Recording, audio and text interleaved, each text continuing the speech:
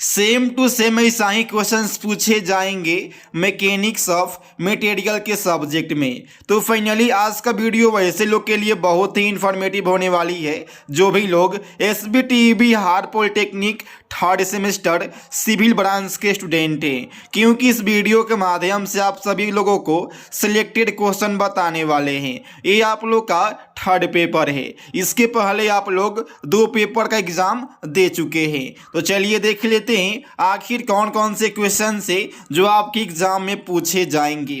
तो पहला क्वेश्चन है कि define different type of stress and strain. तो सबसे पहले आप सभी को बता दें स्ट्रेस कितने प्रकार का होता है। एक होता है टेंसाइल स्ट्रेस, दूसरा होता है कंप्रेसिव स्ट्रेस, तीसरा होता है शियर स्ट्रेस। तो आप लोग तीनों को पढ़ लीजिएगा, तीनों आपके एग्जाम में पूछे जाएंगे।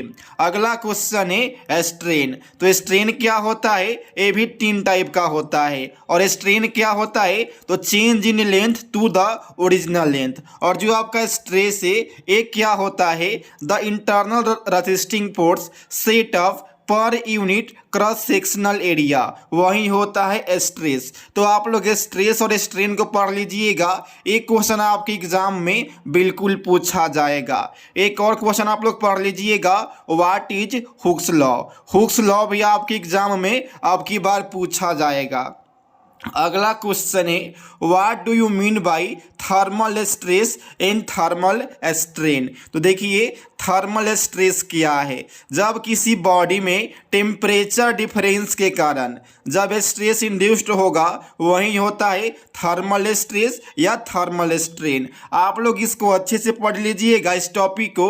यहाँ से एक थ्योरी क्वेश्चन और एक न्यूमेरिकल क्वेश्चन और 2 ऑब्जेक्टिव, यानी इस टॉपिक से कम 8 से 9 नंबर के क्वेश्चन हर एक साल पूछे जाते हैं। आप लोग इस टॉपिक को बहुत अच्छे से पढ़ लीजिएगा। अगला क्वेश्चन है what do you mean by volumetric strain. तो आप लोग वॉल्यूमेट्रिक स्ट्रेन को भी अच्छा से पढ़ लीजिएगा, एक क्वेश्चन अब की बार के एग्जाम में पूछा। इस वीडियो को आगे कंटिन्यू करने से पहले आप सभी लोगों से एक छोटी सी रिक्वेस्ट है, अगर आप सभी के अपने YouTube चैनल डिप्लोमा क्लासेस पर नहीं है तो इसे सब्सक्राइब जरूर कर लीजिएगा, ताकि ऐसे ही इंफॉर्मेटिव वीडियो आप सभी के पास जाते रहे। और जैसा कि आप सभी को मालूम होगा और मालूम नहीं होगा तो आप सभी को बता देते हैं कि डिप्लोमा क्लासेस यानी आप सभी का अपना YouTube चैनल है। और यहाँ पे जितने भी सेमेस्टर है, सेमेस्टर 1 से लेकर के 6 तक जितने भी क्वेश्चन पेपर है सभी को यहाँ पर प्रोवाइड कराया जाता है। और एक और आप सभी लोगों से बात बोलना चाहेंगे, आप लोग अपने व्हाट्सएप ग्रुप में इस वीडियो को शेयर जरूर कीजिएगा, ताकि जो आपके दोस्त लोग होंगे उनको भी मालूम चल जाएगा कि मैकेनिक्स ऑफ मटेरियल में यानी MOM civil branch third semester में आखिर कौन कौन से क्वेश्चंस पूछे जाएंगे। आप लोग तो वीडियो को देख लेते हैं, ना ही लाइक करते हैं, ना ही सब्सक्राइब करते हैं और ना ही शेयर करते हैं। आपके एक लाइक, एक सब्सक्राइब और एक शेयर से हम बहुत ज़्यादा मोटिवेट हो जाते हैं। इसीलिए जो भी लोग अभी तक सब्सक्राइब नहीं किए होंगे तो आप लोग सब्सक्राइब कर दीजिएगा, जो भी लोग अभी तक शेयर नहीं किए हैं तो आप लोग एक शेयर कर दीजिएगा, और जो भी लोग अभी तक लाइक नहीं किए हैं तो एक लाइक कर दीजिएगा। और आखिर आप लोग अगला वीडियो कौन से पेपर का चाहते हैं कमेंट बॉक्स में कमेंट करके जरूर बताइएगा। तो चलिए देख लेते हैं अगला क्वेश्चन क्या पूछा गया। अगला क्वेश्चन है what do you mean by polar movement of inertia. तो पोलर मूवमेंट ऑफ इनर्शिया को पढ़ लीजिएगा, यहाँ से थ्योरी भी और एक यहाँ से न्यूमेरिकल भी आपके एग्जाम में पूछे जाएंगे। अगला क्वेश्चन है define the flowing shear force और बेंडिंग मूवमेंट, यानी शियर फोर्स डायग्राम को भी पढ़ लीजिएगा और बेंडिंग मूवमेंट डायग्राम को भी पढ़ लीजिएगा। यहाँ से 2 थ्योरी और एक न्यूमेरिकल क्वेश्चंस पूछे जाएंगे, यानी यहाँ से कम 10 नंबर का जो क्वेश्चन होगा वो क्लियर हो जाएगा। अगला क्वेश्चन है what are shear force and bending movement diagram, यानी SFD और BMD आपको बहुत अच्छे से पढ़ लेना होगा। अगला क्वेश्चन है what do you mean by simple bending. तो आप लोग सिंपल बेंडिंग को भी अच्छा से पढ़ लीजिएगा। अगला क्वेश्चन है sketch different type of support of beam and explain. यानी बोला गया है कि आप लोग डिफरेंट टाइप के जो सपोर्ट है और बीम है उसको व्याख्या कीजिए, यानी उसको लिखिए, वो भी उसके फिगर के साथ। अगला क्वेश्चन है बकलिंग लोड क्या है। तो आप लोग बकलिंग लोड को अच्छे से पढ़ लीजिएगा। उसके बाद पॉइजन रेशियो क्या होता है, आप लोग पॉइजन रेशियो को भी पढ़ लीजिएगा। इसके बाद जो आपका मॉडुलस ऑफ इलास्टिसिटी होता है, उसके बाद बल्क मॉडुलस होता है, आप लोग उस दोनों का जो एक रेशियो होता है आप सभी को बता दें, दोनों के बीच में एक रिलेशन होता है ई, जी और के, तीनों में रिलेशन पढ़ लीजिएगा। एक क्वेश्चन आपके एग्जाम में बिल्कुल पूछे जाएंगे।